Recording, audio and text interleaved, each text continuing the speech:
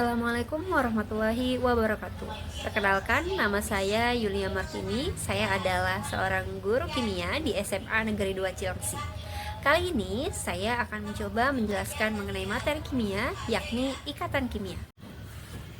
Nah, kali ini yang kita pelajari adalah ikatan kimia.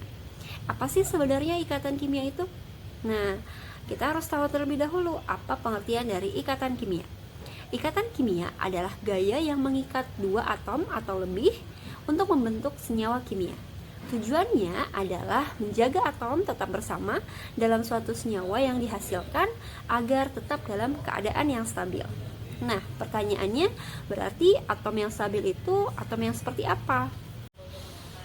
Nah, kestabilan atom, suatu atom dikatakan stabil apabila memiliki konfigurasi elektron seperti gas mulia, di mana gas mulia itu memiliki subkulit yang terisi penuh. Nah, kaidahnya disebut dengan kaidah oktet dan kaidah duplet.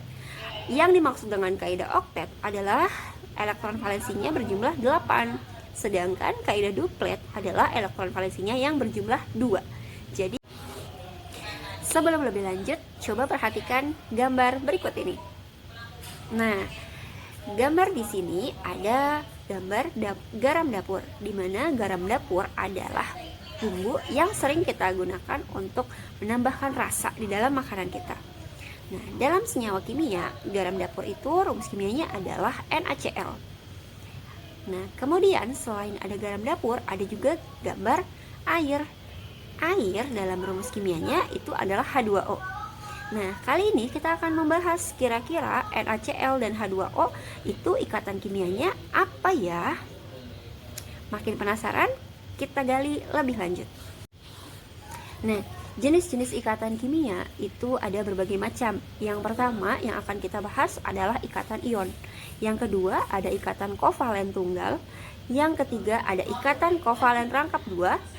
Yang keempat ada ikatan kovalen rangkap 3, dan yang terakhir adalah ikatan kovalen koordinasi. Oke, masuk ke ikatan ion. Nah, ikatan ion itu adalah suatu ikatan yang terjadi antara unsur logam dengan unsur non-logam, di mana ikatan ion merupakan ikatan yang terjadi karena adanya serah terima elektron, sehingga akan membentuk ion positif dan ion negatif. Nah, dimana kita tahu ya bahwa golongan logam dia akan stabil dengan melepaskan elektronnya membentuk ion positif. Sedangkan golongan non-logam ketika berikatan dia akan lebih stabil dengan menerima elektron dan bermuatan ion negatif. Contohnya di sini ada MgCl2, MgO, dan FeS. Nah, kali ini kita akan membahas ikatan yang ada di dalam garam dapur, yaitu NaCl. Pembentukannya seperti ini. Na merupakan golongan 1A, di mana nomor atomnya adalah 11, elektron valensinya adalah 1.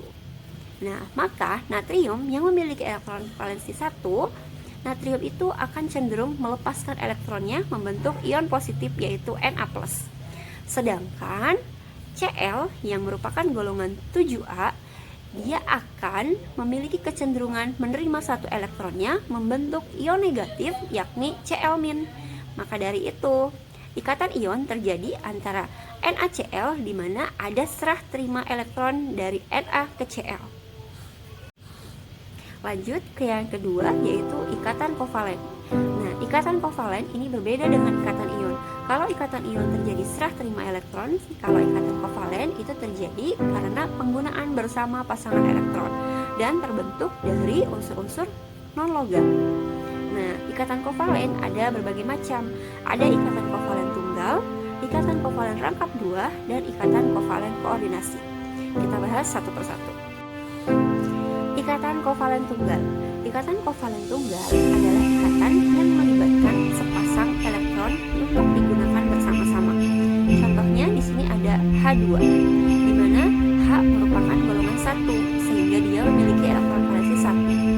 Nah, ketika H2 itu berikatan, maka atom hidrogen saling meminjamkan satu elektronnya dan terbentuklah ikatan kovalen tunggal. Yang kedua ada ikatan kovalen rangkap 2. Ikatan kovalen rangkap 2 adalah ikatan yang masing-masing atomnya menyumbangkan menyediakan 2 elektron untuk dipakai bersama-sama sehingga membentuk rangkap 2 atau garisnya ada 2 begitu. Nah, di sini contohnya ada SO2. Nah, SO2 di sini oksigen meminjamkan 2 elektronnya terhadap sulfur, sebaliknya sulfur juga meminjamkan 2 elektronnya untuk oksigen. Nah, contoh lainnya yang merupakan ikatan kovalen rangkap 2 adalah CO2. Ya, karbon dioksida. Ya, hasil dari gas hasil dari pembakaran CO2 ketika dibuatkan struktur Lewis-nya, maka dia akan berikatan kovalen rangkap 2. Yang ketiga ada ikatan kovalen rangkap 3. Nah, ikatan kovalen rangkap 3 ini contohnya ada nitrogen, di mana N2 dia terbentuk.